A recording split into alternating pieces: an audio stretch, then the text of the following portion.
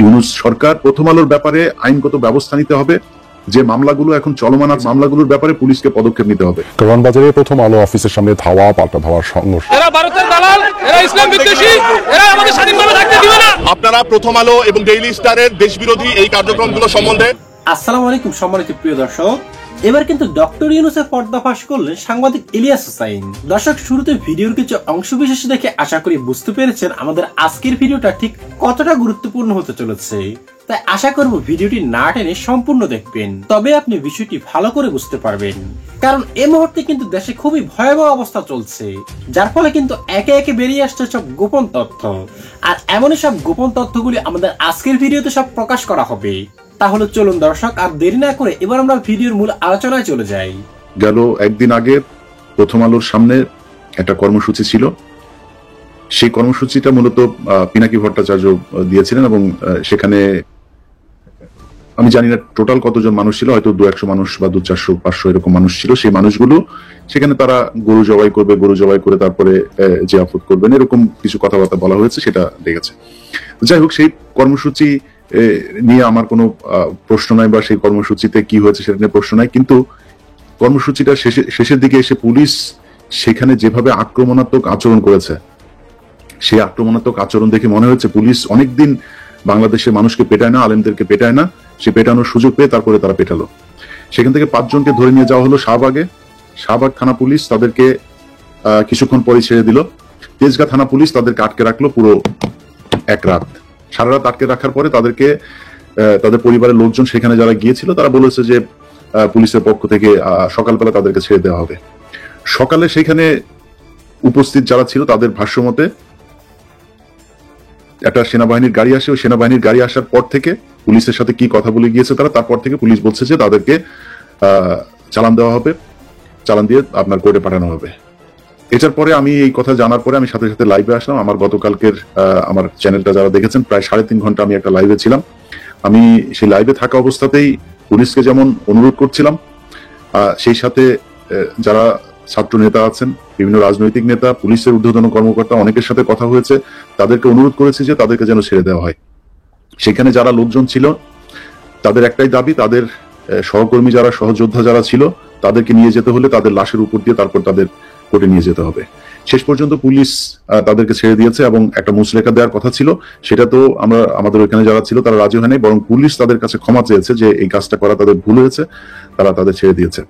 আমরা কালকে তেজগাঁ থানায় যা ঘটেছে ওই ঘটনা পর্যন্ত আমরা মোটামুটি সন্তুষ্ট।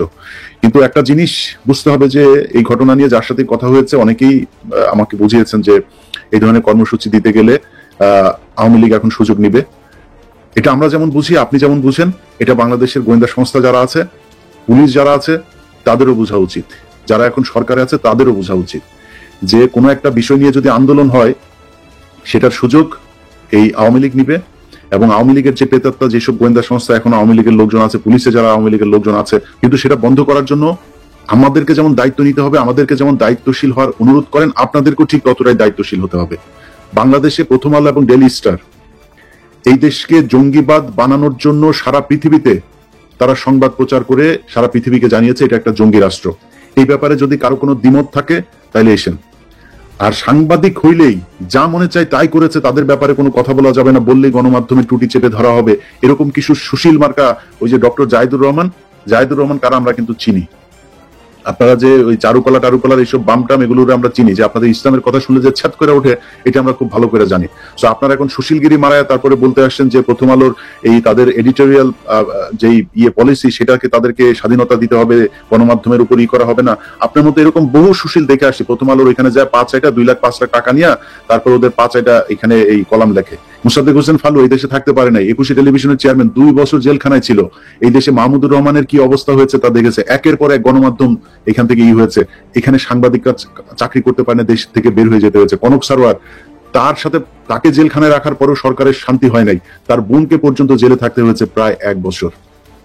ওই ছিলেন তখন এই দেশে এডিটোরিয়াল যে পলিসি, সেই পলিসি কোথায় ছিল? সাংবাদিক এই যাদের কথা বললাম, এরা তো অপরাধ করে নাই, এরা তো এই দেশ বিক্রি করে নাই। প্রথম আলো, ডেইলি স্টার একদম প্রমাণ করে দিয়েছে। কারো বাপের যদি সাধ্য থাকে, আমি একা বসবো, প্রথম আলোর যত বুদ্ধিজীবী আছে তাদের বুঝাইতে হবে যে কোন এডিটোরিয়াল পলিসির মাধ্যমে এই দেশের এই আলেমরা যখন আটক থাকে তাদেরকে অজ্ঞাত স্থানে রাখা হয় বছরের পর বছর, সেখানে গিয়ে প্রথম আলো সাংবাদিক উপস্থিত থাকে। প্রথম আলোর যে নিউজগুলো করেছে জঙ্গি তকমা দিয়ে, সেই মেজর জিয়া থেকে শুরু করে হারুন ইজহার, জসিমউদ্দিন রহমানি, এদেরকে যে জঙ্গি বানানো হয়েছে এর জবাব প্রথম আলোকে দিতে হবে। প্রথম আলোর অফিসের সামনে গিয়া গরু জবাই করা, নামাজ পড়া, ওগুলি নিয়ে আমার কোনো সে নাই, আমি ওই কর্মসূচি দেও নাই। ওরকম কর্মসূচি যদি কেউ দেয় আমি তার প্রতি আমার সম্মতি থাকবে। কিন্তু আমার কথা হচ্ছে যে তাদের ব্যাপারে কিছুই বলা যাবে না। এক একজনের কর্মসূচি এক এক রকম হবে, খুব স্বাভাবিক। কিন্তু প্রথম আলোর ব্যাপারে আইনগত ব্যবস্থা নিতে হবে। যে মামলাগুলো এখন চলমান আছে, যে মামলাগুলো হচ্ছে, সেই মামলাগুলোর ব্যাপারে পুলিশকে পদক্ষেপ নিতে হবে। যারা এখনই আগে থাকতে এইসব জানার পরে এটা বলার চেষ্টা করছে যে প্রথম আলোর ব্যাপারে কিছু করা যাবে না, তাদেরকে একটু সাবধান হয়ে কথা বলতে হবে। গতকালকে সময় টেলিভিশনকে হুঁশিয়ার করে দিয়েছিলাম যে তাদের ব্যবস্থা নিতে। এখানে নিউ ইয়র্কে আছে যে ছাত্র আন্দোলনের ব্যাপারে সরাসরি তাদের বিরুদ্ধে কাজ করেছে, এই টাইম স্কোয়ারে তাকে এখানকার যে ছাত্র আন্দোলনের পক্ষে যারা আন্দোলন করেছে তারা ধরে তাকে পিটিয়েছে। তারপরে কমল দে থেকে শুরু করে যারা যারা আছে তাদের ব্যাপারে পদক্ষেপ নেওয়া হয় নাই। গতকালকে আপনাদেরকে আমার ফেসবুকে জানিয়েছি তাদের যে জুবায়ের সহ 2 জন হত্যা মামলার আসামি হয়েছেন। এরকম প্রথম আলোতে কে কোন দিক দিয়ে কোন হত্যা মামলায় ঢুকে যাবে এর কোনো ঠিক ঠিকানা নাই। সো তাদেরকে সাবধান হয়ে চলতে হবে। যারা মনে করছেন যে বাংলাদেশে সাংবাদিকতা করবেন, যা মনে চাই তা করবেন, যা মনে চাই তাই করেছেন, এটার কোনো বিচার নাই, আপনাদের পেছন থেকে এখনো আমরা সরে যাইনি। এত সহজ মনে করলে হবে না। হিসাব 15 বছরের, এর কড়াই গন্ডায় দিতে হবে। তো যারা প্রথম আলো, ডেইলি স্টার সহ কালবেলার সন্তোষ শর্মা, এদের যার যার এই জঙ্গি সম্পৃক্ততায় যারা বাংলাদেশে হাজার হাজার আলেমকে জেলখানায় রেখেছে, হাজার হাজার আলেমকে গুম করেছে, খুন করেছে, তাদের এটার জবাব দিতে হবে। এটার জবাব দেওয়ার জন্য কে কোথায় কোন আন্দোলন করলো, কি করলো, সেটা নিয়ে সমালোচনা করার চাইতে তাদের বিচার করতে হবে। কারোর যদি কোনো সে থাকে, কারোর যদি কোনো তর্ক বিতর্ক করার ইচ্ছা থাকে, এসেন তারপরে বলেন যে প্রথম আলো, ডেইলি স্টারের কেন বিচার হবে না। প্রথম আলো, ডেইলি স্টার বন্ধ হবার কোনো দরকার নাই। তাদের এই ঘটনার সাথে মতিউর রহমান, মাহফুজ আনাম, টিপু সুলতান, সাবি আলম থেকে শুরু করে এই গোলাম মর্তুজা, যারা যারা জড়িত ছিল, তাদের সবার বিচার হইতে হবে। এই বিচার যদি না করা হয়, এটার জন্য যতদিন আমরা একটা পর্যায় পর্যন্ত অপেক্ষা করব। তারপরে দাড়ি টুপিওয়ালা লোকজন দেখা বিদেশিরা কি বলবে না করবে, এই দেশে প্রধানমন্ত্রী আর মন্ত্রী হয়ে ডাল চাল জনগণের ত্রাণের টাকা চুরি করার স্বপ্ন আমাদের নাই। সো আমি ব্যক্তিগতভাবে আমার কথা বলি, আমার যতটুকু আল্লাহ গ্রহণযোগ্যতা দিয়েছে, যতটুকু ক্ষমতা দিয়েছে, ততটুকু শেষ রক্তবিন্দু পর্যন্ত চেষ্টা করে যাব প্রথম আলো, ডেইলি স্টারের বিচার করতে। অতএব সরকারকে বলবো, আপনারা চান দেশ অস্থিতিশীল না হোক, আমরাও চাই ইউনূস সরকার একটা সফল সরকার হোক। সারা জীবন ইউনূস সাহেব সফল হয়ে এসেছেন, জীবনের শেষ প্রান্তে এসে তিনি সফল হোক আমরা চাই। কিন্তু সেই সফল হতে গিয়ে যদি নাকি প্রথম আলো, ডেইলি স্টারের মতো ভারতীয় চরদেরকে এই দেশে কেউ আপনার কি বলে আবার ফের বাংলাদেশের মানুষের ঘাড়ে চাপিয়ে বসতে দিতে চায়, এটা বাংলাদেশের মানুষ মেনে নেবে না, আমরাও মেনে নেব না। সো এটার ব্যাপারে আপনাদেরকে খুব সুনির্দিষ্ট একটা জায়গায় অবস্থান নিতে হবে। আপনারা তাদের বিচার করবেন কি করবেন না। প্রথম আলো, ডেইলি স্টার এখনো আবারও বলছি, আপনাদের যদি মনে হয় আমি প্রথম আলো নিয়ে যে প্রোগ্রামটা করেছি সেই অনুসন্ধানটা দেখবেন। সেটা দেখার পরে সেখানে যারা যারা বক্তব্য দিয়েছে, যে আলেমরা কথা বলেছে, আমার এই চ্যানেলে গত 3 মাসে ভিডিওগুলো দেখবেন। যে আলেমরা কথা বলেছে এরা বাংলাদেশের শ্রেষ্ঠ আলেমদের মধ্যে কয়েকজন। এই আলেমরা যে বক্তব্য দিয়েছে, তাদেরকে যেভাবে প্রথম আলো, ডেইলি স্টার, কালবেলা, তারপরে হচ্ছে গিয়ে 71 সময়, এরা যেভাবে একটা সিন্ডিকেট তৈরি করে তারপরে এই জঙ্গি বানিয়েছে, এটার বিচার হইতে হবে। এটার বিচার না হলে এটা আমার যুদ্ধ ভাই। আমার আমি কে বাংলাদেশে এসে চুরি করলো, বাটপারি করলো। বিএনপির সময় বহুত চুরি হয়েছে। এতদিন যারা আওয়ামী লীগের লোকজন বলতেন বিএনপি আসলে বলবো না, বিএনপি এখন ক্ষমতায় আসবে, বিএনপির লোকজন চুরি করেছে, এখনো বলছি, তখনও বলছি, সামনে বিএনপি চুরি করবে, সেটা আগে থেকে বলে দিচ্ছি। চুরি নিয়ে কোনো সমস্যা নেই। এই দেশে আপনাদের যদি এখন দেওয়া হয় ক্ষমতায় বসানো, আপনিও চুরি করবেন, ওইটা নিয়ে আমার কোনো সমস্যা নেই। বাংলাদেশের চুরির টাকা বাংলাদেশে থাকতে হবে। বাংলাদেশের উপরে, বাংলাদেশের স্বাধীনতা সার্বভৌমত্বের উপরে আরেক দেশ ছড়ি ঘুরাবে, সেটা আমরা হইতে দিব না। প্রথম আলো কি করেছে, বগুড়াতে মাদ্রাসার ছেলে, তাকে বললো যে সে নাকি তার মাকে খুন করে তারপরে ফ্রিজের ভেতরে ঢুকিয়ে রেখেছে। দেখেন না, এটা প্রথম আলো সবার আগে নিউজ।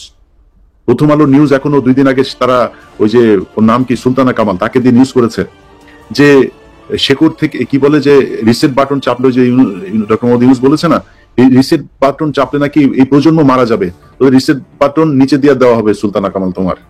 তোমাদের মতো চর, তোমাদের মতো ভারতীয় এজেন্ট আমরা বহু দেখে আসি, সুন্দর সুন্দর মিষ্টি মিষ্টি কথা বলে 71-এ যায় টকশো করতা, আলেমরা যায় জেলখানায় মরতো, বোমা মারতো, এগুলো বানায় তারপরে তোমরা বলতা, মনে নেই আমাদের এগুলি।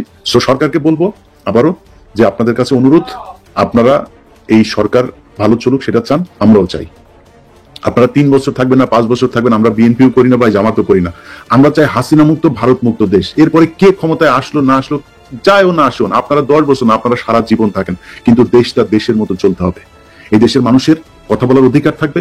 এই দেশের মানুষ কোন দেশের কাঁটাতারে ঝুলে থাকবে না। এই দেশের মানুষ তাদের যেই পত্রিকা টেলিভিশন যেগুলো তাদের ট্যাক্সের টাকায় চলে সেইখানে তাদের কথা বলবে, আরেক দেশের হয়ে তারপরে কথা বলবে না। সো এইসব জায়গাগুলো পরিষ্কারভাবে আপনাদের নিশ্চিত করতে হবে যে ইয়েস, আমরা মানুষের এই অধিকারগুলো সংরক্ষণ করব, আমাদের কোনো সমস্যা নেই। আপনাদের যা প্রয়োজন, আপনাদের যদি প্রয়োজন হয় বিদেশ থেকে টাকা পয়সা দেওয়ার, আমরা দরকারে ফান্ড শুদ্ধ দিব আপনাদেরকে, কোনো সমস্যা নেই। মনে করি যারা ছাত্র এই প্রতিনিধি আছে, নাহিদ, আসিফ, আরো ছাত্র প্রতিনিধি নেন, তাদেরকে সর্বোচ্চ ক্ষমতা দিতে হবে।